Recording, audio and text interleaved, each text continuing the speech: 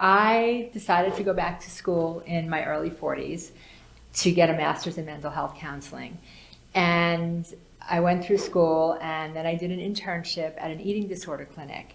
And I got introduced to somatic work.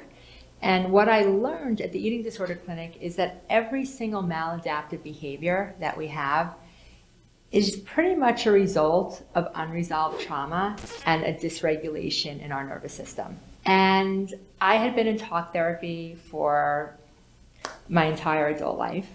And still at 40 years old, I still felt, even though I had the intellectual map, I still felt like I was still reactive, and there was just this element of something didn't feel right. I was over exercising. The only way I was able to regulate my nervous system was through the use of exercise, over exercising. I mean, it was a ridiculous amount of volume that I would do. When I began to realize through the somatic work that if we don't regulate the nervous system, it doesn't matter how much of the intellectual map we have. If the body doesn't feel safe and not in a homeostatic state, we're not going to be able to live our lives in a way that feels comfortable. I wound up going through a 3-year training through the Trauma Healing Institute. So with Peter Levine's work, he's got several books, and I think the first book was Waking the Tiger. And I just began to realize, as a student of this work, I also became a patient. And in that process of being a patient, I really began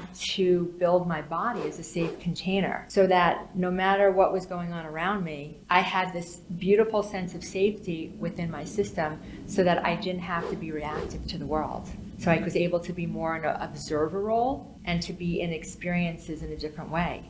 And that process really brought me to be more present in life.